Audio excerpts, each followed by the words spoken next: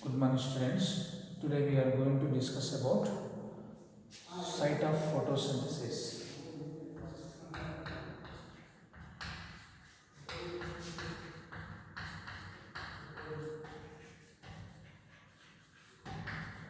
Site of photosynthesis means the location of photosynthesis. Where does photosynthesis takes place in plants? In your previous class, like 10th class or plus 1, you might have studied that photosynthesis takes place in green parts of the plant. But actually, where does it takes place? In green plants, green parts of the plant. So, green parts of the plant contain chlorophyll pigments, so that's why they look green, and these chlorophyll pigments are present in the specialized bodies. Those bodies are called chloroplast. Chlorophyll is nothing but it is a pigment. Chlorophyll pigment. So due to the presence of chlorophyll pigment, plants appear green. So where this chlorophyll pigment is present? In chloroplast. Chloroplast. Here, if you see the structure of chlorophyll per square millimeter, we can find 1 million chloroplast per square millimeter. 1 million chloroplasts are generally present in the leaves. And suppose this is a mesophyll cell, and here these are the radial walls. These walls are called radial walls. So here generally chloroplasts they are present along with the radial walls.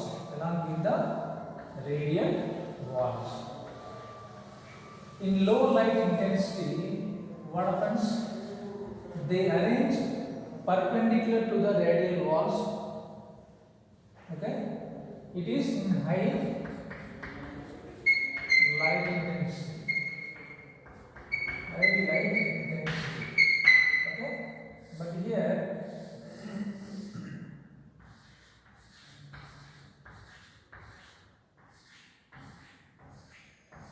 so these round ones are chloroplast. Okay? In low light intensity, chloroplasts arrange perpendicular to the radial walls. This is radial wall. And in high light intensity, high light is not required for photosynthesis. So that's why these chloroplasts hide themselves, or they arrange parallel to the radial walls. So this arrangement of chloroplast along with the radial walls or perpendicular to the radial walls is primarily to obtain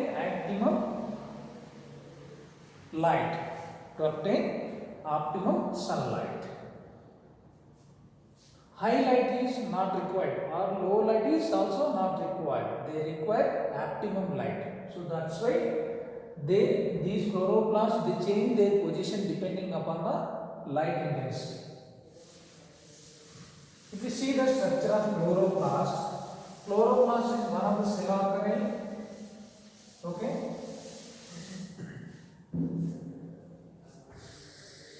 Chloroplast is a double membrane mode cell organelle. That means two membranes are present surrounding around the chloroplast. So this is called outer membrane. So below the outer membrane, inner membrane is present. This is inner membrane. Why? Because this is inside to the outer membrane. That's why it is called inner membrane. Here, in between outer membrane and inner membrane, the space which is present is called periplastic or perichloroplastic space. Perichloroplastic space. Understood?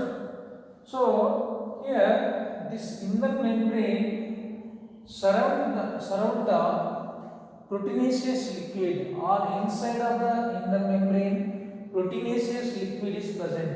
So this proteinaceous liquid is present. Liquid is called stroma. This is called stroma. So here inside the stroma, elaborate interconnected membrane, elaborate interconnected membranous sacs are present. So all these are called granule. So here they look like this one. This one is called thylakoid. Thylakoids are nothing but a sac-like structure. Sac-like structure. They arrange just like a pile of coins in the stroma. So pile of thylakoids are called granule. So like these, there are so many granules are present in the chloroplast and they are interconnected with tube-like structure, tube-like membranous structure. If you see the structure of chloroplast, all looks like, they look like this.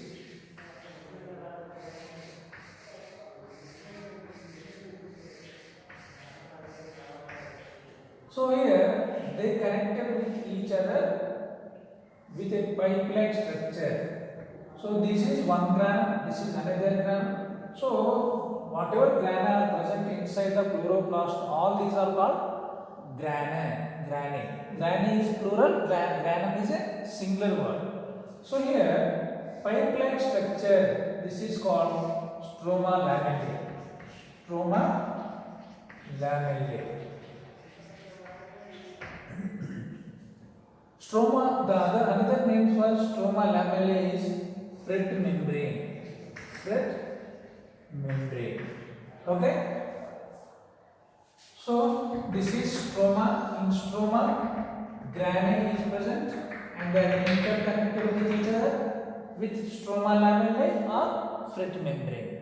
So apart from these, chloroplast also contain starch granules. So many starch granules are present. Why? Because starch synthesis takes place in stroma. So that's why it also contains starch granules. Starch granules. Okay? And also 70S ribosomes are present. Generally 70S ribosomes are present in eukaryote. But in chloroplast, even though it is present in eukaryotic cell, chloroplast contain 70S ribosome. These are all 70S ribosome. So due to the presence of 70S ribosome in chloroplast, some people they have formulated one theory. This is called endosymbiotic theory. This theory mainly explains that the chloroplast is derived from prokaryotic cell. Okay, that theory is called endosymbiotic theory. So apart from this, ribosomes it also contain oil droplets. Oil droplets also present inside the chloroplast. Oil droplets. And there are so many enzymes which are involved in the Calvin cycle are also present in the enzymes which involved in the reduction of carbon dioxide is present in the stroma.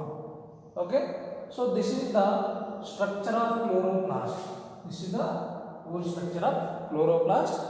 So here on the thylakoid membrane, light phase reactions occur. Photosynthesis is a biphase reaction. Light reactions are present and dark reactions are present. Dark reaction is present. So light reaction mainly occur in the thylakoid membrane. Dark reaction takes place in the stroma of the chloroplast. So in the tomorrow's class, we will discuss what are chlorophyll pigments. So just now I told you chlorophyll pigments are present in the thylakoid membrane. So chlorophyll Pigments are substances which have capability or ability to absorb sunlight at particular wavelength. So there are apart from chlorophyll, there are so many other pigments are also present. So tomorrow we will look at chlorophyll pigments.